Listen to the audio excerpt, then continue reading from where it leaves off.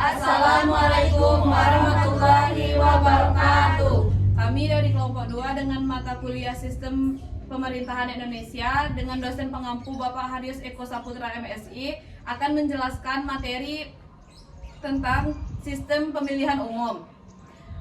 Saya Huri Nabila dengan NPM 23170070 sebagai moderator dan anggota saya Laras Alfani dengan NPM 23170075. Saya Umi Dahiatul Aini dengan NPM 23170072. Saya Feli Apriani dengan NPM 23170079. Saya Cinta Kasih dengan NPM 23170089. Saya Muhammad Hussein NPM 23170065. Baiklah, sebelum masuk ke sistem pemilihan umum, terlebih dahulu saya akan menjelaskan apa itu pemilihan umum. Pemilihan umum adalah seperangkat aturan yang menentukan bagaimana pemilu dan referendum dilaksanakan dan bagaimana hasil ditentukan. Setiap kesatuan geografis memperoleh satu kursi parlemen sekalipun selisih suara dengan partai lain kecil saja. Suara yang mendukung kontestan lain dianggap hilang, tidak dapat membantu partainya untuk membantu menambah jumlah suara partainya di distrik lain. Sistem proporsional atau multi-member constituency. Dalam suatu daerah, pemilihan memilih beberapa wakil dan dalam suatu wilayah itu dianggap sebagai satu kesatuan. Dan di wilayah itu, kursi dibagi sesuai dengan jumlah suara yang diperoleh oleh para kontestan secara nasional tanpa menghiraukan distribusi suara. Gabungan sistem distrik dan proporsional. Singapura dalam pemilihan umum 1991 menentukan bahwa sejumlah distrik harus diwakili oleh 4 wakil atau block vote. Di antaranya harus ada golongan minoritas agar dapat peluang untuk mewakili golongan parlemennya. Jerman dalam parlemennya setengah dipilih dari sistem dikris dan setengahnya lagi dipilih oleh sistem proporsional. Di banyak negara, dengan banyaknya partai, ada usaha untuk mengurangi sejumlah partai untuk mendapatkan kursi dalam parlemen melalui kebijakan electoral threshold. Konsep ini menentukan jumlah suara minimal oleh suatu partai agar mendapatkan parlemennya minimal 3%. Sejak kemerdekaan hingga tahun 2014, bangsa Indonesia telah menyelenggarakan pemilihan umum sebanyak 13 kali. Semua pemilihan umum tersebut diselenggarakan di dalam lingkungan yang turut menentukan hasil pemilihan umum itu sendiri. Pemilihan suara pada tahun 1955 sistem proposal yang dilakukan pemungutan suara sebanyak 2 kali, 1 kali untuk pemilihan DPR dan 1 kali untuk pemilihan konstituan, yang tidak ada pemungutan partai, yang menghasilkan 27 partai dan 1 perseorangan, 4 partai yang mendapatkan suara signifikan, Masyumi, PKI, NU, dan PNI. Zaman demokrasi terpimpin. Maklumat pemerintah November 1945, Presiden mengurangi menjadi 10 partai politik. Di antaranya yaitu Partai Masyumi, NU, PKI, PNI, Partai Katolik, dan lainnya. Dekret Presiden 5 Juli itu tidak pernah melaksanakan pemilihan umum. Zaman demokrasi Pancasila. Pemilihan umum pada tahun 1971 dilaksanakan dengan sistem profesional modifikasi.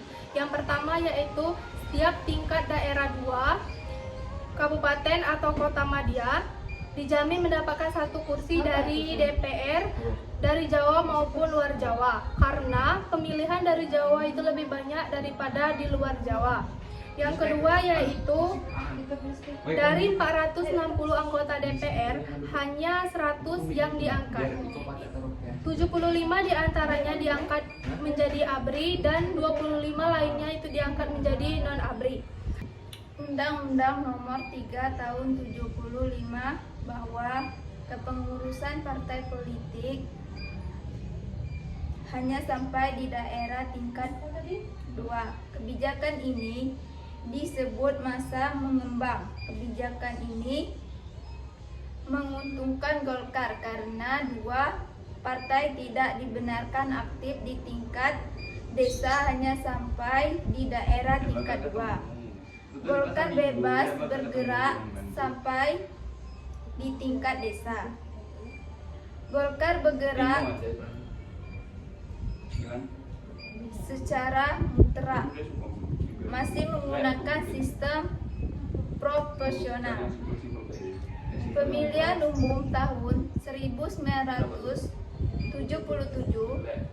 pemilihan umum 1982, pemilihan umum 1987, pemilian umum 1992, pemilian umum 1977. Pemilihan umum di demokrasi Pancasila hanya memiliki anggota DPR, DPRD provinsi, dan anggota DPRD kabupaten atau kota madya. Pemilihan presiden dilaksanakan oleh MPR, pemilihan gubernur dilaksanakan oleh DPRD provinsi, dan pemilihan bupati atau wali kota dilaksanakan oleh DPRD kabupaten atau kota madya. Pemilihan di era reformasi. Pemilihan umum tahun 1999 kembali diikuti oleh banyak partai politik, 48